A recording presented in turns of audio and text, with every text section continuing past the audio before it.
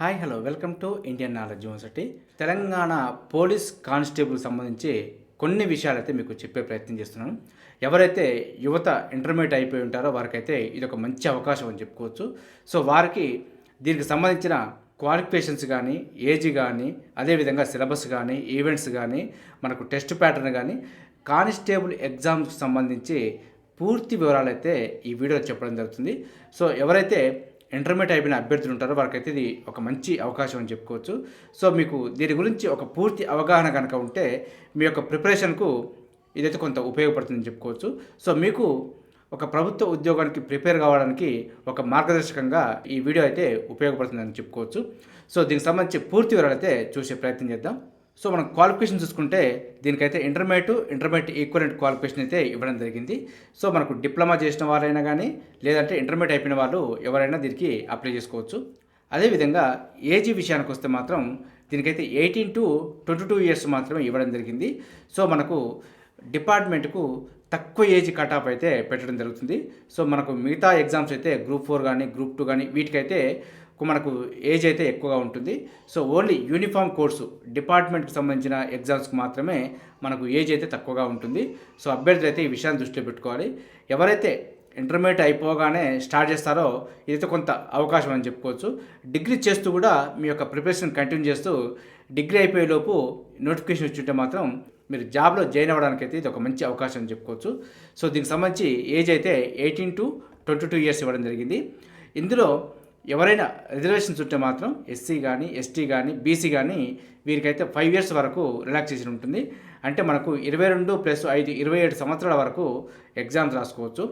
So ఇంకా ఏదైనా విపత్కర పరిస్థితి ఏర్పడ్డా నోటిఫికేషన్ కొంత గ్యాప్ ఎక్కువ వచ్చిందనుకున్నప్పుడు ప్రభుత్వం ఒక 2 సంవత్సరాలు కానీ, 3 సంవత్సరాలు కానీ కొన్ని సందర్భాల్లో మినహాయింపించే అవకాశం ఉంది. అప్పుడు మనకు 18 to 22 నుంచి మరికొంత పెరిగే అవకాశం ఉంది. అప్పుడు రిజర్వేషన్స్ ఉన్న వారికి ఇంకా మరికొంత పెరిగే అవకాశం ఉంది. కాబట్టి మనకు ఆ విపత్కరమైన పరిస్థితి వచ్చినప్పుడు మాత్రమే మనకు 22 నుంచి 24 కానీ, 25 కానీ పెరిగే అవకాశం ఉంది. సో మనకు ఇక ముందు అయితే పెరిగే అవకాశం, గతంలో అయితే కోవిడ్ కారణంగా పెరిగింది కాబట్టి మనకు ప్రస్తుతం అయితే పెంచే అవకాశాలు లేవు. సో మనకు 18 నుంచి 22 సంవత్సరాలే మ్యాక్సిమం అయితే ఉండే అవకాశం ఉంది. మనకు టెస్ట్ ప్యాటర్న్ చూసుకుంటే ఫస్ట్ అయితే మనకు ప్రిలిమ్స్ రిటన్ టెస్ట్ ఉంటుంది. నెక్స్ట్ మనకు ఈవెంట్స్ ఉంటుంది. తర్వాత మనకు మెయిన్స్ రిటన్ టెస్ట్ ఉంటుంది. ఎవరైతే ప్రిలిమ్స్ క్వాలిఫై అవుతారో వారికి మాత్రమే మనకు ఈవెంట్స్ వెళ్ళడానికి అవకాశం ఉంటుంది. సో మనకు ప్రిలిమ్స్కి సంబంధించి కొన్ని విషయాలు చూసే ప్రయత్నం చేద్దాం. సో మనం ప్రిలిమ్స్ చూసుకుంటే మనకు క్వశ్చన్ పేపర్ అయితే 200 మార్క్స్ ఉంటుంది. 200 క్వశ్చన్స్ రావడం జరుగుతుంది. సో మనకు ఎవరైతే కట్ ఆఫ్ మార్క్స్ రీచ్ అయ్యి క్వాలిఫై అవుతారో వారు ఈవెంట్స్కు ఎలిజిబిలిటీ సాధించడం జరుగుతుంది. సో మనకు దీన్ని చూసుకుంటే ఆబ్జెక్టివ్ టైపు క్వశ్చన్ పేపర్ ఉంటుంది. సో మనకు 200 మల్టిపుల్ చాయిస్ క్వశ్చన్ రావడం జరుగుతుంది. ఇందులో మనకి నెగిటివ్ మార్కింగ్ ఉంది కాబట్టి రిటన్ టెస్ట్ రాసేటప్పుడు 1-2 సార్లు కరెక్ట్ ఆన్సర్ అనుకున్నప్పుడు మాత్రమే మనం రాయవలసి ఉంటుంది. మనకు నెగిటివ్ మార్కింగ్ అయితే 1/5 అయితే కేటాయించడం జరిగింది ప్రిలిమ్స్లో. అంటే మనకు 20% నెగిటివ్ మార్కింగ్ ఉంటుంది. కాబట్టి అభ్యర్థులు ఎగ్జామ్ రాసేటప్పుడు 1/5 నెగిటివ్ మార్కింగ్ ఉంది కాబట్టి సో కేర్ఫుల్గా రాసే ప్రయత్నం చేయాలి. సో మనకు ఈవెంట్స్కి సంబంధించి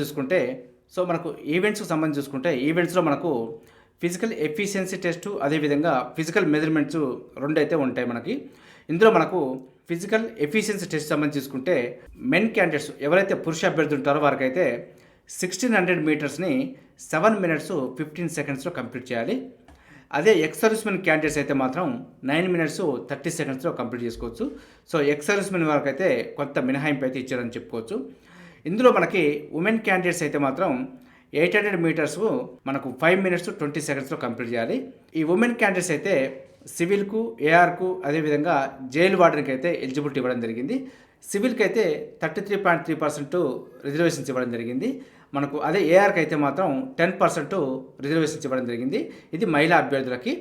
సో మహిళా అభ్యర్థుల యొక్క ఈవెంట్ చూసుకుంటే మనకు 800 మీటర్స్ని 5 minutes 20 secondsలో కంప్లీట్ చేయాల్సి ఉంటుంది. మిగతా ఈవెంట్స్లో లాంగ్ జంప్, అదేవిధంగా షార్ట్ పుట్ 2 ఉంటాయి మనకి. సో లాంగ్ జంప్ విషయానికి వస్తే మేల్ క్యాండిడేట్స్కి అయితే 4 meters మనకు దూకవలసి ఉంటుంది. అదే ఎక్స్ సర్వీస్మెన్ వారికి అయితే 3.50 meters లాంగ్ జంప్ చేయాల్సి ఉంటుంది. ఇందులో మనకు షార్ట్ పుట్ చూసుకుంటే మేల్ క్యాండిడేట్స్కి అయితే మనకు 6 meters షార్ట్ పుట్ విసరాల్సి ఉంటుంది. ఇది మేల్ క్యాండిడేట్స్కు 7.26 kgని మనకు 6 meters డిస్టెన్స్లో విసరాల్సి ఉంటుంది. అదే ఎక్స్ సర్వీస్మెన్ వరకు కూడా 6 meters విసరవలసి ఉంటుంది.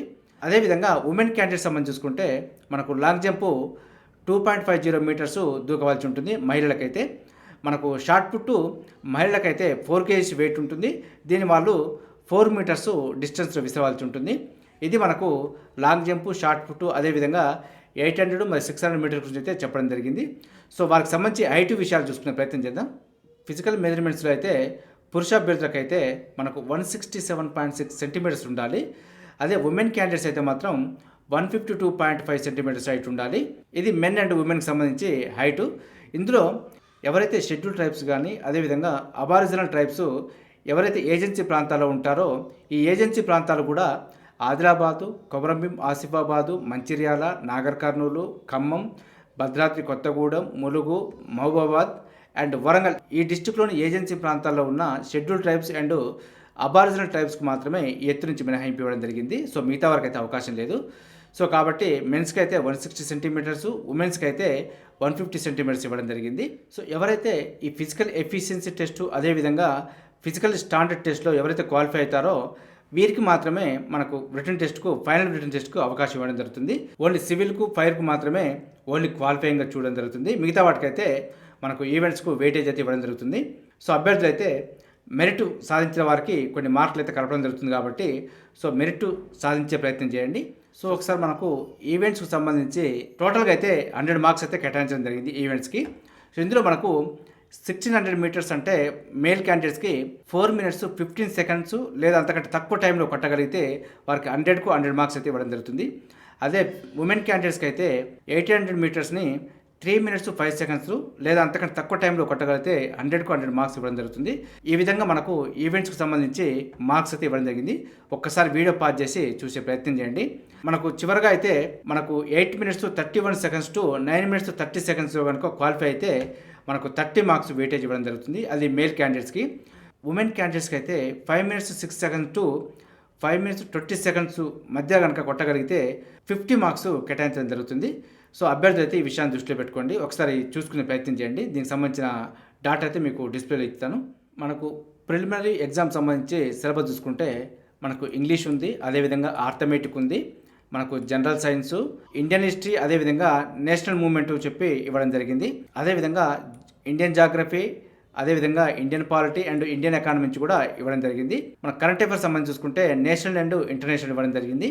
అదేవిధంగా రీజనింగ్ అండ్ మెంటల్ ఎబిలిటీ. వీటితో పాటు తెలంగాణలోని ముఖ్యమైన సంఘటనలు అదేవిధంగా ముఖ్యమైన విశేషాల గురించి కూడా క్వశ్చన్స్ అయితే రావడం జరుగుతుంటే ఇవ్వడం జరిగింది. మనకు ఈ 8 సెక్టార్ నుంచి క్వశ్చన్స్ అయితే రావడం జరుగుతుంది. మొత్తం 200 క్వశ్చన్స్, 200 మార్క్స్ ఉంటుంది. సో నెగిటివ్ మార్కింగ్ ఉంది కాబట్టి మనం కేర్ఫుల్గా రాయవలసి ఉంటుంది. క్వశ్చన్ పేపర్ అయితే ఇంగ్లీష్ లాంగ్వేజ్తో పాటు తెలుగులో కూడా ఉంటుంది. ఉర్దూ వాళ్ళైతే ఇంగ్లీషు ప్లస్ ఉర్దూ 2 ఉంటాయి. ఏ మీడియం వారికి ఆ మీడియం అయితే రాసుకోవచ్చు. అదేవిధంగా ఫైనల్ రిటన్ టెస్ట్కి సంబంధించి సిలబస్ చూసుకుంటే సేమ్ మనకు ప్రిలిమ్స్లో ఉన్న సిలబస్నే మెయిన్స్లో కూడా ఇవ్వడం జరిగింది. కాకపోతే మనకు ఒక సెక్టారు ఎక్స్ట్రా యాడ్ చేయడం జరిగింది. సో ఇందులో మనకు పర్సనాలిటీ టెస్ట్ అంటూ సపరేట్గా అయితే కొంచెం యాడ్ చేయడం జరిగింది. ఇది మనకు ఎథిక్స్, సెన్సిటివిటీకి సంబంధించి క్వశ్చన్స్ అయితే రావడం జరుగుతుంది. సో మనకు మిగతా సిలబస్ చూసుకుంటే ఇంగ్లీష్ ఉంటుంది, అదేవిధంగా ఆర్థమెటిక్ ఉంటుంది, జనరల్ సైన్సు, మనకు ఇండియన్ హిస్టరీ, అదేవిధంగా ఇండియన్ నేషనల్ మూవ్మెంట్ ఉంటుంది, మనకు ఇండియన్ జాగ్రఫీ, అదేవిధంగా పాలిటీ అండ్ ఎకానమీ. వీటితో పాటు current affair national and international, అదేవిధంగా రీజనింగ్ అండ్ మెంటల్ ఎబిలిటీ ఉంటుంది. అదేవిధంగా పర్సనాలిటీ టెస్ట్ అంటే మనకు ethics and sensitivity, gender and weaker సంబంధించి క్వశ్చన్స్ అయితే రావడం జరుగుతుంది. అదేవిధంగా తెలంగాణ స్టేట్కి సంబంధించి ముఖ్యమైన సంఘటనలు, అదేవిధంగా ముఖ్యమైన విషయాలకు సంబంధించి కూడా క్వశ్చన్స్ అయితే రావడం జరుగుతుంది. ఇది మనకు మెయిన్స్కు సంబంధించి సిలబస్. దీనికి కూడా క్వశ్చన్ పేపర్ అయితే ఇంగ్లీషు, తెలుగు ఉంటుంది. అదేవిధంగా ఇంగ్లీషు, ఉర్దూ మనకు ఏ మీడియం వారికి ఆ మీడియం అయితే రావడం జరుగుతుంది. సో మనకు క్వశ్చన్ పేపర్ చూసుకుంటే ఇది కూడా మనకు 200 క్వశ్చన్స్ అయితే రావడం జరుగుతుంది. 200 మార్క్స్ ఉంటుంది. దీనికి కూడా మనకు నెగిటివ్ ఉంది కాబట్టి సో అభ్యర్థులు ఎగ్జామ్ రాసేటప్పుడు కేర్ఫుల్గా రాసుకోవాల్సి ఉంటుంది. చూసారుగా ఇది మనకు టీఎస్ఎల్ పిఆర్బి కానిస్టేబుల్ పోస్టులకు సంబంధించి మనకు మెజర్మెంట్స్, మనకు టెస్ట్, ఈవెంట్స్, అదేవిధంగా preliminary written test, mains test, వాటికి సంబంధించిన సిలబస్ పూర్తి విషయాలైతే మీకు కొంత చెప్పే ప్రయత్నం చేశాను. మీకు ఇంకా ఏదైనా డౌట్స్ ఉంటే నాకు కామెంట్ సెక్షన్లో కామెంట్ చేయండి. దానిపైన మీకు వివరణ ఇచ్చే ప్రయత్నం చేస్తాను. ఇదే విధంగా మన ఛానల్ అయితే ప్రతి నోటిఫికేషన్కి సంబంధించి సిలబస్, టెస్ట్ ప్యాటర్న్లు ఇలాంటి విషయాలు అయితే మన ఛానల్లో ప్రత్యేకమైన వీడియోలు అందుబాటులో ఉంటాయి. వీటితో పాటు అడ్మిషన్ నోటిఫికేషన్స్ మరియు రిక్రూట్మెంట్ నోటిఫికేషన్ సంబంధించి కూడా ఎప్పటికప్పుడు అప్డేట్ సమాచారం అయితే మన ఛానల్లో అందుబాటులో ఉంటుంది. మన ఛానల్ చూస్తున్న వారు సబ్స్క్రైబ్ చేసుకుని ఫాలో అవుతూ ఉండండి. ఈ వీడియో నచ్చితే లైక్ చేయండి, షేర్ చేయండి. సబ్స్క్రైబ్ చేసుకోవడం మాత్రం మర్చిపోద్దు. Have a nice day.